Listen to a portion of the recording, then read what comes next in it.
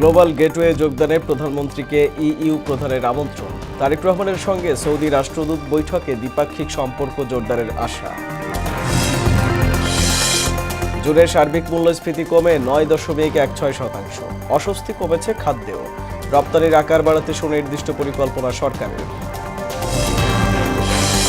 এনসিপির জুলাই পদযাত্রা শুরু। গণ-অভ্যুত্থানের চেতনা বাস্তবায়নের অঙ্গীকার। স্বরাষ্ট্রমন্ত্রীর কর্মদক্ষতা নিয়ে কঠোর সমালোচনা নাহিদের। এবং বিশ্বকাপের শেষ 16তে রাতে মুখোমুখি ইউরোপের ফুটবল পরাশক্তি পর্তুগাল স্পেন। সকালে যুক্তরাষ্ট্রের প্রতিপক্ষ বেলজিয়াম।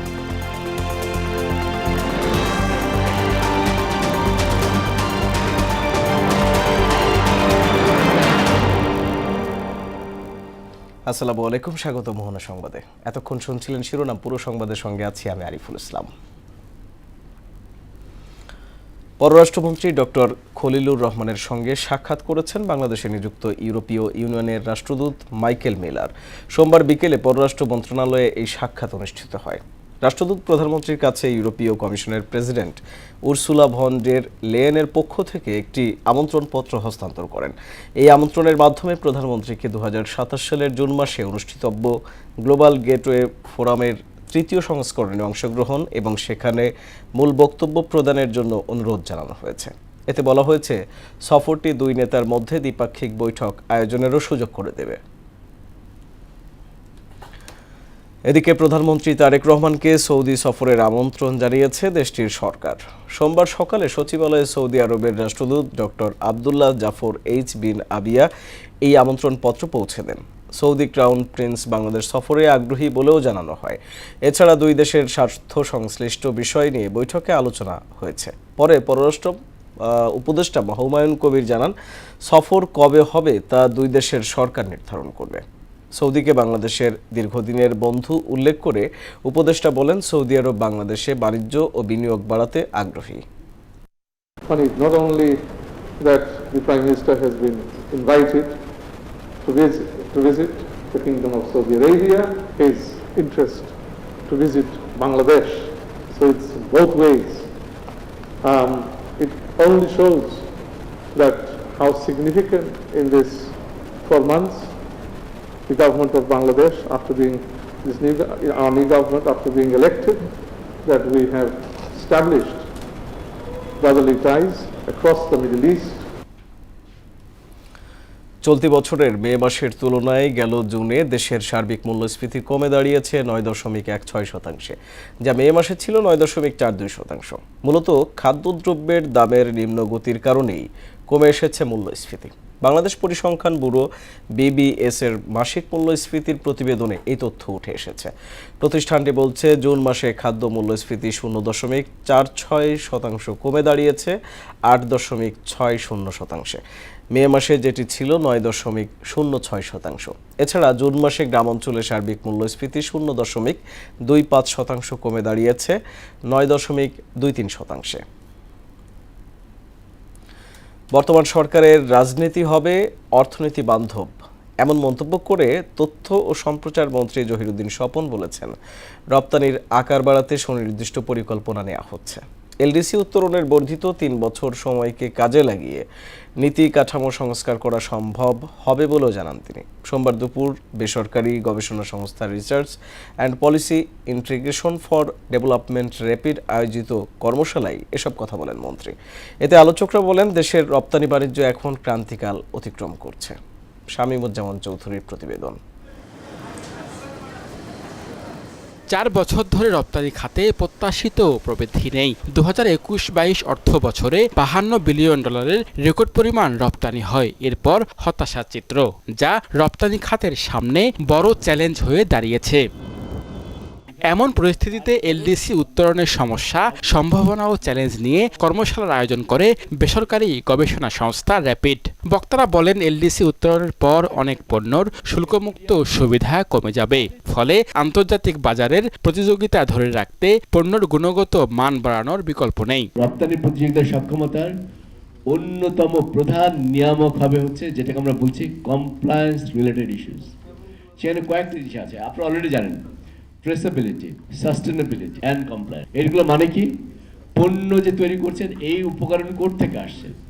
আমি যদি চামড়ার জুতা বানাতে চাই, এখন রিকোয়ারমেন্ট হচ্ছে এটা বলা এই চামড়া থেকে আসছে, এবং সেটা শুরু হয় ওই গরু থেকে। আমাদের কর হার দেখতে কম, কিন্তু অ্যাকচুয়ালি কিন্তু আমাদের অনেক বেশি কর এসে যায়, যেটাকে আমরা বলি এফেক্টিভ ট্যাক্স রেট।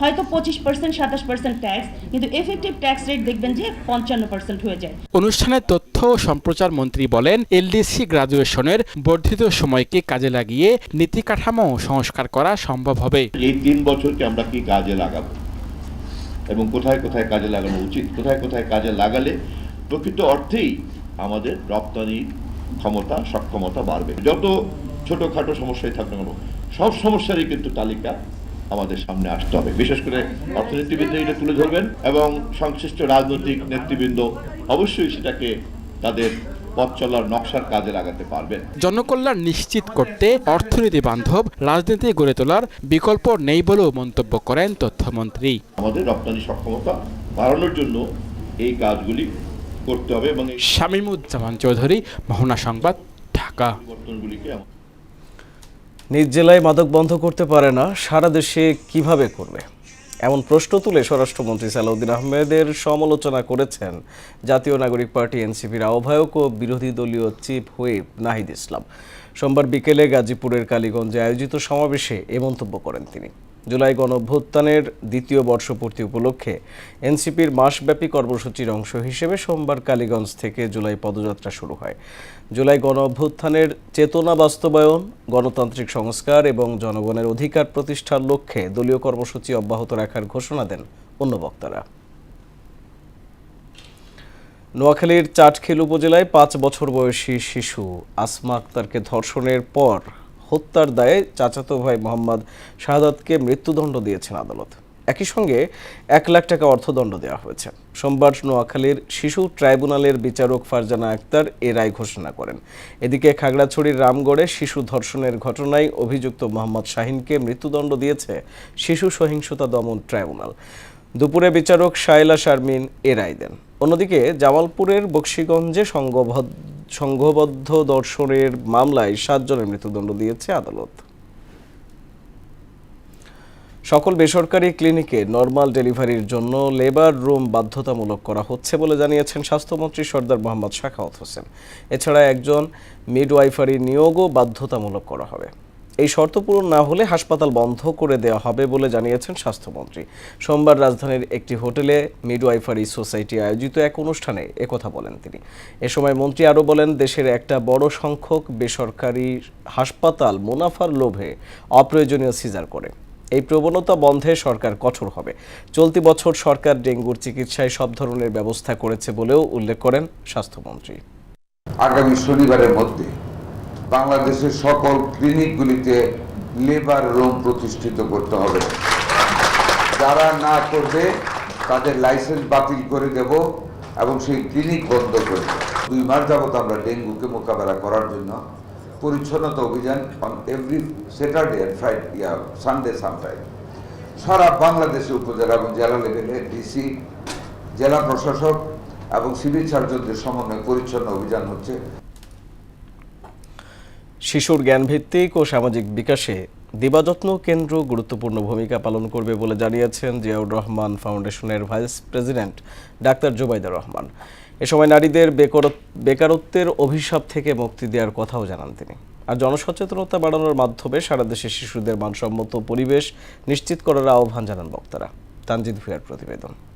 মহিলা ও শিশু বিষয়ক মন্ত্রণালয় কর্তৃক আয়োজিত রোববার সকালে রাজধানীর পানি ভবনে মহিলা ও শিশু বিষয়ক মন্ত্রণালয়ের শিশু দিবাযত্ন কেন্দ্র ডে কেয়ার সেন্টার সম্পর্কিত কার্যক্রমের আওতায় শিশুর প্রারম্ভিক যত্ন ও বিকাশ শীর্ষক কর্মশালায় অংশ নেন প্রখ্যাত চিকিৎসক ও জিয়াউর রহমান ফাউন্ডেশনের vice president doctor Zubaida Rahman. সময় উপস্থিত ছিলেন মহিলা ও শিশু বিষয়ক মন্ত্রী এজেডএম জাহিদ হোসেন, প্রতিমন্ত্রী ফারজানা শারমিন পুতুল, পানি সম্পদ মন্ত্রী শহীদউদ্দিন চৌধুরী এনি ও প্রতিমন্ত্রী ফরহাদ হোসেন আজাদ সহ বিভিন্ন দপ্তরের কর্মকর্তারা। শিশুদের মানসিক এবং শারীরিক উন্নতির জন্য শিশুদের শেয়ারিং এবং কেয়ারিং বাড়ানোর তাগিদ দেন মহিলা ও শিশু বিষয়ক প্রতিমন্ত্রী এবং পানি সম্পদ প্রতিমন্ত্রী। সুশিক্ষা এবং সুন্দর পরিবেশ দেওয়ার ক্ষেত্রে এই যে উনার যে মহৎ উদ্যোগ, সেই উদ্যোগের আজকের এই প্রধান অতিথিকে আমি আমার পানি সম্পদ মন্ত্রণালয় থেকে ধন্যবাদ এবং কৃতজ্ঞতা জানাচ্ছি। আমি খুব লাকি যে আমি একটি যৌথ পরিবারে বড় হয়েছি, আমার সন্তানকেও আমি একটি যৌথ পরিবারে বড় করতে পেরেছি।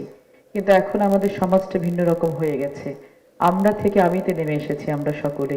সবার মাঝে সচেতনতা বাড়ানোর মাধ্যমে শিশুদের জন্য মানসম্মত পরিবেশ গড়ে তোলার আহ্বান জানান পানি সম্পদ মন্ত্রী। প্রত্যেকটা জেলায়, প্রত্যেকটা উপজেলায় আমরা যেন প্রান্তিক লেভেলে সবাইকে সচেতন করে রাখতে পারি। কর্মজীবী নারীদের শিশুরা যেন আগামী দিনে চ্যালেঞ্জ মোকাবেলা করতে পারে, সেই লক্ষ্যে সরকার কাজ করছে বলে জানান মহিলা ও শিশু বিষয়ক মন্ত্রী। এই সরকার একটি মানবিক সরকার এবং এই সরকারের যারা আছেন সামনে থেকে পাশ থেকে মাননীয় প্রধানমন্ত্রীকে সহযোগিতা করছেন। দেশের প্রায় অর্ধেক নারী সমাজকে এগিয়ে নিতে হলে শিশুদের পরিপূর্ণ যত্ন প্রয়োজন জানিয়ে শিশুর জ্ঞান ভিত্তিক ও সামাজিক বিকাশে নজর দেওয়ার কথা বলেন doctor Zubaida Rahman. Early childhood development করার মাধ্যমে শিশুর জ্ঞান ভিত্তিক ও সামাজিক বিকাশ শক্ত ভিত্তির উপর গড়ে উঠবে। দিবা পরিচর্যা কেন্দ্র শুধু নিরাপদ থাকার জায়গা নয়, বরং এটি ভবিষ্যতের সুষ্ঠু নাগরিক তৈরিতে সহায়ক হবে বলেও জানান তিনি। ভিত্তি সহনশীলতার, নিয়মানুবর্তিতার, কৌতূহলের, অধ্যবসায়ের, পারস্পরিক সম্মানের, দেশপ্রেমের। এর আগে রাজধানীর ভূমি ভবন ও তেজগাঁওয়ে শিশু পরিচর্যা ও পুনর্বাসন কেন্দ্র পরিদর্শন করেন ডাক্তার জুবাইদা রহমান। তানজিদ ভুইয়া, মোহনা সংবাদ, ঢাকা। পতিত স্বৈরাচার সরকার উন্নয়নের যেসব কথা বলেছে তার অর্ধেকই চুরি করেছে বলে মন্তব্য করেছেন স্থানীয় সরকার মন্ত্রী ও বিএনপি মহাসচিব মির্জা ফখরুল ইসলাম আলমগীর। সোমবার সকালে জাতীয় পল্লী উন্নয়ন দিবস উপলক্ষে রাজধানীর ওসমানে মিলনায়তনে এক সভায় একথা বলেন তিনি। জানান, দুর্নীতির সেই ধারাকে কোনোভাবেই প্রশ্রয় দেওয়া হবে না। এতে ফ্যামিলি ও কৃষক কার্ডধারীদের নিয়েই শক্তিশালী গ্রামীণ অর্থনীতি গড়ে তোলার কথা জানান এলজিআরডি প্রতিমন্ত্রী মীর শাহে আলম। মুদাসসির আলীর প্রতিবেদন।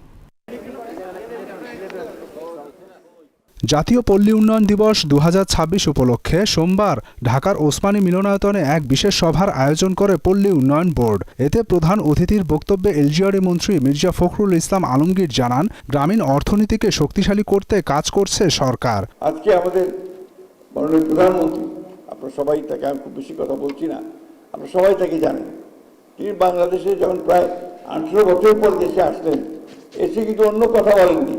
প্রথমেই বলছে যে আমার কিন্তু একটা পরিকল্পনা আছে, সেই পরিকল্পনা কি, বাংলাদেশকে উন্নত করতে চাই, তার জন্য তিনি কতগুলো কাজ শুরু করেছেন। বিগত ফ্যাসিস্ট সরকার গ্রামসহ বহু উন্নয়নের কথা মুখে বললেও তার অর্ধেক লুটপাট করেছে বলে অভিযোগ করেন এলজিআরডি মন্ত্রী।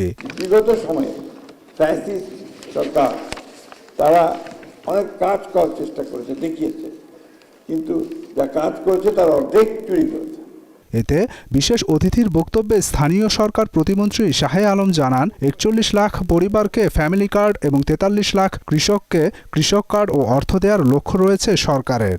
41 লক্ষ পরিবার, ফ্যামিলি যারা নারী প্রধান এবং গৃহকর্ত্রী, তাদের হাতে যে আমরা ফ্যামিলি কার্ডটি তুলে দেব, এদেরকে আপনাদের সদস্যর মধ্যে অন্তর্ভুক্ত করতে হবে। 43 লক্ষ কৃষককে আপনাদের টার্গেটিং গ্রুপের মধ্যে নিয়ে এসে ঐক্যবদ্ধ করতে হবে।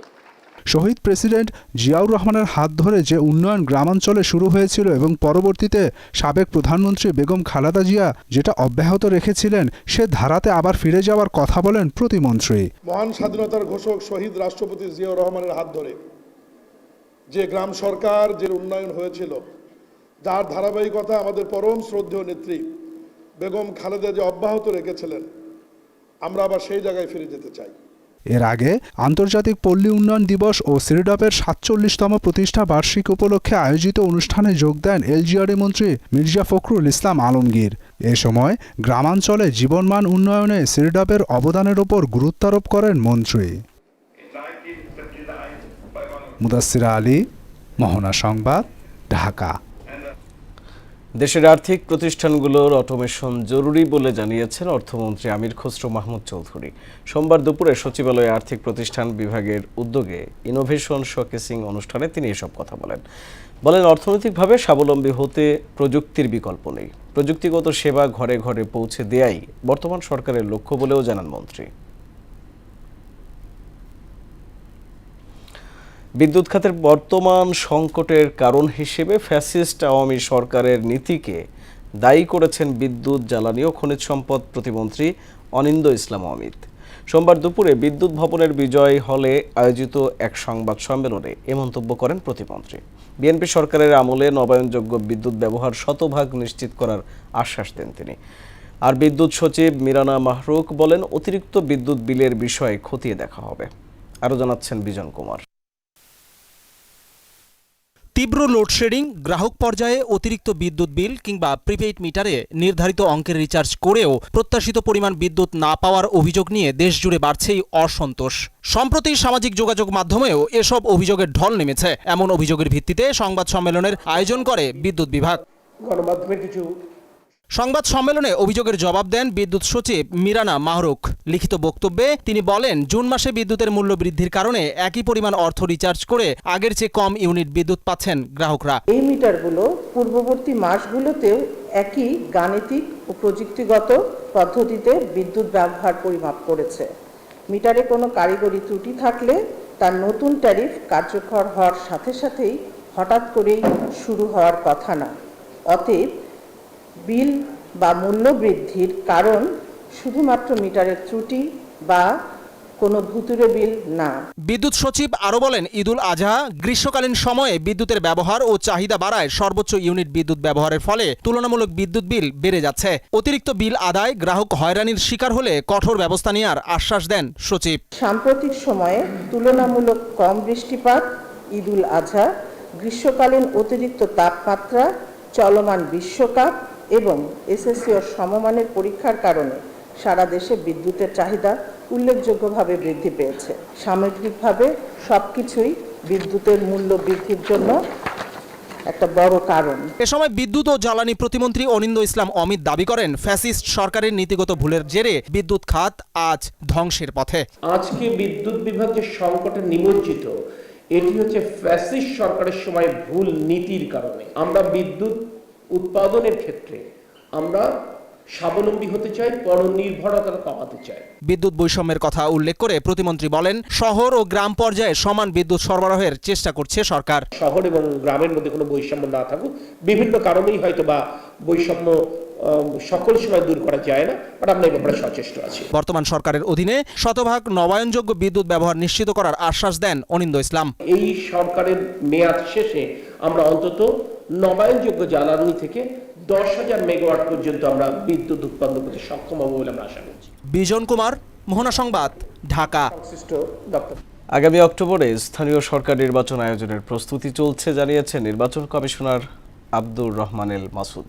সোমবার বিকেলে ইসি সচিবালয়ে reporters forum for election and democracy RFED আয়োজিত অনুষ্ঠানে একথা জানান তিনি।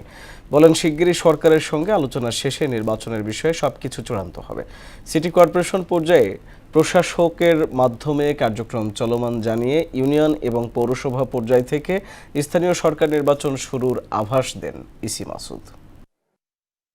সরকারের সাথে লিখিত এবং অলিখিতভাবে আলোচনা ছাড়া এই বিষয়টি এখনই স্পষ্ট করে ঘোষণা দেওয়া নির্বাচন কমিশনের পক্ষে সংগত হবে না, যুক্তিগত। আচ্ছা, আমরা এটা বলবো না, তবে এটা আপনাদের স্পষ্ট করে বলে দিতে পারি যে অক্টোবরকে সামনে রেখে আমরা কাজ এগিয়ে নিচ্ছি। সুনামগঞ্জের বিশ্বম্ভরপুর উপজেলার অনন্তপুর গ্রামে বিদ্যুৎস্পৃষ্ট হয়ে একই পরিবারের বাবা, মা ও ছেলে সহ 3 জনের মৃত্যু হয়েছে। সোমবার বিকেলে অনন্তপুর গ্রামে তাদের একটি টং দোকানে কাজ করার সময় ঘরের ভেতরে থাকা বিদ্যুতের তারে হাত লেগে একে একে 3 জন বিদ্যুৎস্পৃষ্ট হয়ে পড়েন।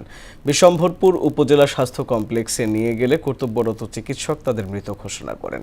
এ বিষয়ে বিশ্বম্ভরপুর থানার অফিসার ইনচার্জ শাহিদ মিয়া ঘটনার সত্যতা নিশ্চিত করে জানান, মরদেহ 3টি ময়নাতদন্তের জন্য জেলা সদর হাসপাতাল মর্গে প্রেরণ করা হবে। দেশে 24 ঘন্টায় হাম ও উপসর্গ নিয়ে 3 শিশুর মৃত্যু হয়েছে। নতুন করে আক্রান্ত হয়েছে 1106 জন। গেল 15 মার্চ থেকে এ পর্যন্ত উপসর্গ নিয়ে মৃত্যু হয়েছে 648 জনের। আর নিশ্চিত হামে মারা গেছে 93 শিশু। সব মিলিয়ে মৃত্যুর সংখ্যা দাঁড়িয়েছে 741। বিকেলে স্বাস্থ্য অধিদপ্তরের হাম বিষয়ক নিয়মিত প্রতিবেদনে এসব তথ্য জানানো হয়। গেল 3.5 মাসে হামের উপসর্গ নিয়ে হাসপাতালে ভর্তি হয়েছে 88,950 জন। শিক্ষকদের প্রশিক্ষণের কারিকুলামে কাঠামোগত পরিবর্তনের নির্দেশনা দিলেন শিক্ষামন্ত্রী আনোয়ার এহসানুল হক মিলন। সোমবার রাজধানীতে শিক্ষা ক্যাডারদের 210তম প্রশিক্ষণ কর্মসূচিতে এ পরামর্শ দেন তিনি। মন্ত্রী বলেন, গুণগত মানসম্পন্ন শিক্ষক তৈরি করতে নায়েমের একটি পুল গঠন করতে হবে। সে পুলের মাধ্যমে যথাযথ কারিকুলাম মেনে নিয়োগ দেওয়া হবে। শিক্ষামন্ত্রী বলেন, আগের ধারা থেকে বেরিয়ে এসে প্রশিক্ষণ দুর্বলতা চিহ্নিত করা ছাড়াও জবাবদিহিতা নিশ্চিত করতে হবে। আমরা গতানুগতিক বিগত দিনের মতো চলতে পারবো না। যে নির্দেশনা আমরা পেয়েছি প্রধানমন্ত্রী জনাব তারেক রহমানের কাছে, আমি দেখতে পাই উনি কি বলতে চান।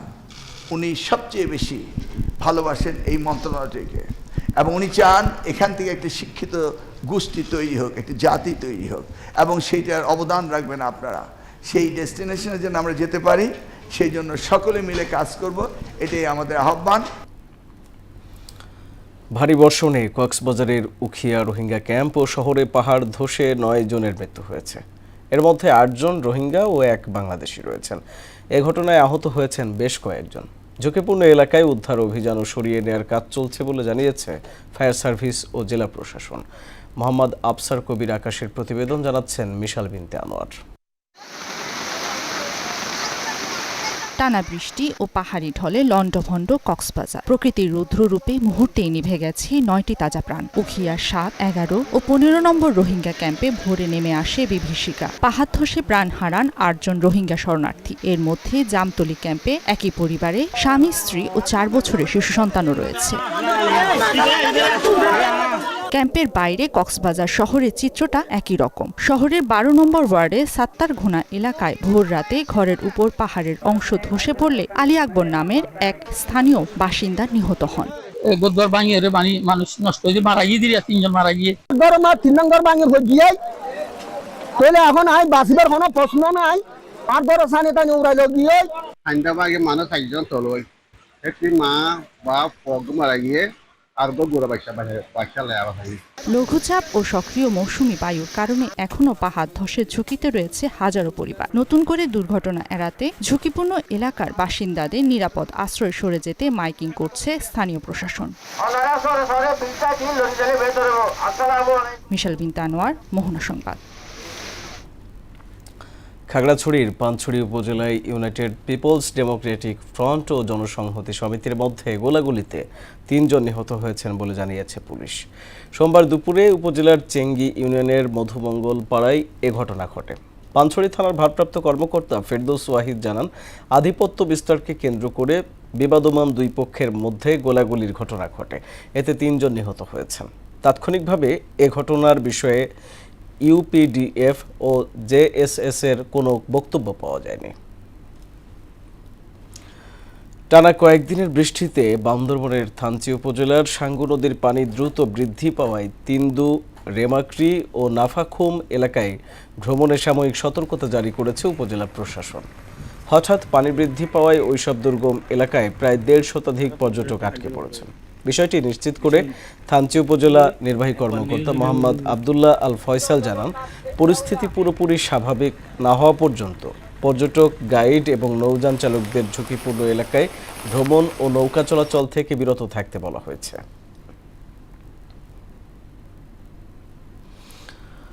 আয়াতুল্লাহ খামেনির শেষ বিদায়ের খবর। ইরানের সাবেক সর্বোচ্চ ধর্মীয় নেতার শেষ বিদায় ঘিরে তেহরানে চলছে শোক র্যালি। তার মরদেহ নেওয়া হচ্ছে ঐতিহাসিক ফ্রিডম স্কোয়ারে। খামেনি সহ পরিবারের সদস্যদের কফিনে শ্রদ্ধা জানাচ্ছেন দেশটির সর্বস্তরের মানুষ। বিস্তারিত জানাচ্ছেন প্রিয়াঙ্কা নিতু। রোববার জানাজা শেষে ইরানের সাবেক সর্বোচ্চ ধর্মীয় নেতা আয়াতুল্লাহ আলী খামেনির মরদেহ নেওয়া হবে রাজধানীর ফ্রিডম স্কয়ারে। কাতার ভিত্তিক সংবাদ মাধ্যম আল জাজিরা জানিয়েছে, তেহরানের গ্র্যান্ড মোসাল্লা মসজিদের ভেতরে লাখো ইরানি প্রয়াত সর্বোচ্চ নেতা ও তার পরিবারের সদস্যদের কফিনে শেষ শ্রদ্ধা জানাচ্ছেন। এদিকে রাজধানীর তেহরানে শুরু হয়েছে সাবেক এই সর্বোচ্চ নেতার শোক র্যালি। সোমবার স্থানীয় সময় সকাল 6টায় গ্র্যান্ড মোসাল্লা ধর্মীয় কমপ্লেক্স থেকে শুরু হওয়া এই র্যালি প্রায় 10 কিলোমিটার পথ অতিক্রম করবে। জনসমুদ্রের কারণে তা শেষ হতে অন্তত 10 থেকে 12 ঘন্টা সময় লাগতে পারে বলে ধারণা করা হচ্ছে। প্রয়াত নেতার শেষ বিদায় নির্বিঘ্ন ও নিরাপত্তা নিশ্চিতে সোমবার নিজেদের আকাশসীমা পুরোপুরি বন্ধ রাখার ঘোষণা দিয়েছে ইরান।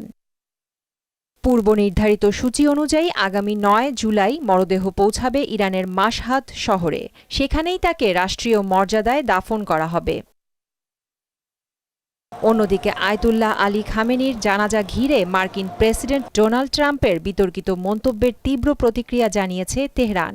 ওয়াশিংটনের সমালোচনা করে ইরান পাল্টা বিবৃতিতে বলেছে, যুক্তরাষ্ট্রের কোনো সভ্যতা, ইতিহাস ও সম্মান নেই। প্রিয়াঙ্কা নিতু, মোহনা সংবাদ। যুক্তরাষ্ট্রে এক সপ্তাহেরও বেশি সময় ধরে চলা তীব্র দাবদাহে অন্তত 25 জনের মৃত্যু হয়েছে।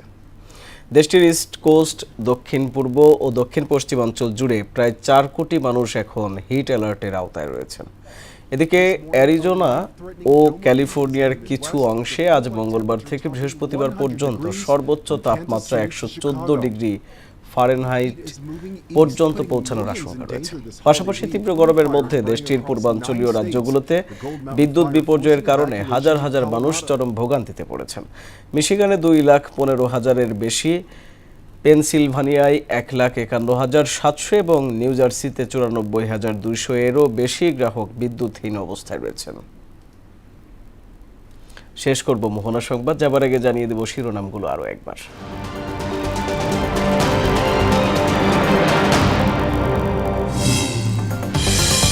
গ্লোবাল গেটওয়ে যোগদানে প্রধানমন্ত্রীকে ইইউ প্রধানের আমন্ত্রণ। তারেক রহমানের সঙ্গে সৌদি রাষ্ট্রদূত বৈঠকে দ্বিপাক্ষিক সম্পর্ক জোরদারের আশা। জুনে সার্বিক মূল্যস্ফীতি কমে 9.16%। অস্বস্তি কমেছে খাদ্যেও। রপ্তানির আকার বাড়াতে সুনির্দিষ্ট পরিকল্পনা সরকারের। এনসিপির জুলাই পদযাত্রা শুরু, গণ অভ্যুত্থানের চেতনা বাস্তবায়নের অঙ্গীকার। স্বরাষ্ট্রমন্ত্রীর কর্মদক্ষতা নিয়ে কঠোর সমালোচনা নাহিদের। এবং বিশ্বকাপের শেষ 16তে রাতে মুখোমুখি ইউরোপের ফুটবল পরাশক্তি পর্তুগাল, স্পেন। সকালে যুক্তরাষ্ট্রের প্রতিপক্ষ বেলজিয়াম।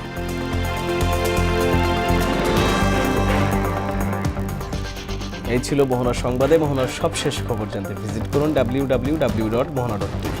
সংবাদ দেখতে পারেন ফেসবুক, ইউটিউবেও। এতক্ষণ সঙ্গে থাকার জন্য ধন্যবাদ সবাইকে।